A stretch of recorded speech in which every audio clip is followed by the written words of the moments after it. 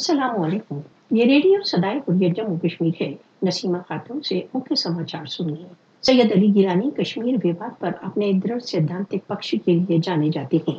सैयद अली गिलानी जीवन के अंतिम क्षण तक कश्मीरियों के मूल अधिकार स्वयं निर्णय के अधिकारों के लिए डटे रहे। सैयद अली गिलानी भारत के भीषण दमन के सामने एक चट्टान की भांति खड़े थे। गिलानी अपने शांतिपूर्ण व सैद्धांतिक संघर्ष द्वारा कश्मीरियों के लिए संघर्ष हेतु सदैव याद किए जाएंगे।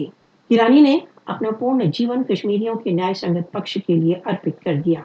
सैयद अली गिलानी भारत के अवैध अधिकरण के विरुद्ध कश्मीरियों के प्रतिवाद का प्रतीक थे। गिलानी ने सदैव पाकिस्तान के साथ कश्मीर के विलय का समर्थन किया। सैयद अली गिलानी संघर्षरत कश्मीरियों के लिए सदैव एक प्रेरणा स्रोत रहेंगे। अफगानिस्तान में तालिबान के सत्तारूढ़ होने के पश्चात हिंदू अतिवादियों को भारत में मुसलमानों के विरुद्ध इस्लामोफोबिया का एक और बहाना मिल गया। अफगानिस्तान में तालिबान की विजय के पश्चात नवीन घृणा कैंपेन में भारतीय मुस्लिम अल्पसंख्यक दाएं बाजू के हिंदू का टारगेट बना हुआ है।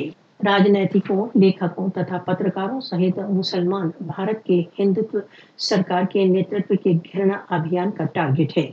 काबुल फॉल के पश्चात भारतीय टेलीविजन चैनलों ने मुसलमानों को तालिबान के रक्षक के रूप में प्रदर्शित करना आरंभ कर दिया है। सार्वजनिक रूप से हत्या तथा उनके व्यापार को टारगेट करने सहित भारत के मुसलमानों पर हेट अभियान दिनचर्या का भाग बन चुका है। हिंदू अतिवादियों ने तालिबान तथा मुसलमानों के विरुद्ध एक हिस्टीरिया उत्पन्न किया हुआ है।